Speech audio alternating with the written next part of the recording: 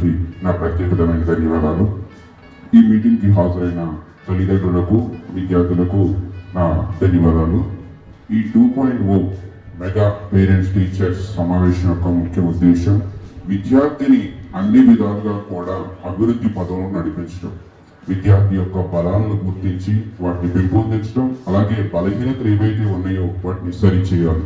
తల్లిదండ్రులకు ఒక విద్యార్థి గురించి, తమ పిల్లల గురించి ఎంతగా తెలుసో అలాగే పాఠశాలలో విద్యను అందించే ఉపాధ్యాయులకు కూడా అంతే తెలుసు.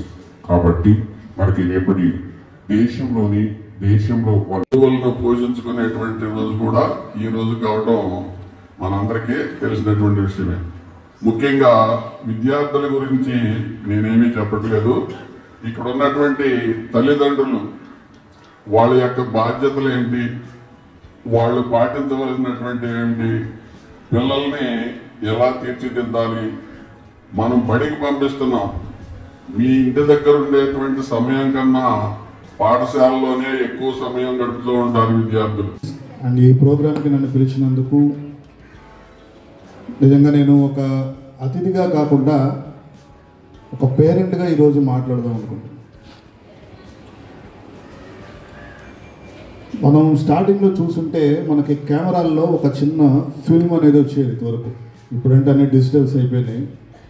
ఆ ఫిల్మ్లో ఏముందో మన కంటికి కనిపించదు. అందులో ఏముందో మనకు కనిపించాలంటే దాని మీద ఒక లైట్ వేస్తే లోపల ఉన్న ఒక చిన్న షేడ్ కనిపిస్తుంది. దాన్ని ఎన్లార్జ్ చేసి ప్రింట్ వేసినప్పుడు ఒక వైట్ పేపర్ మీద ఒక పిక్చర్ ప్రింట్ అవుతుంది, అది ఫోటో.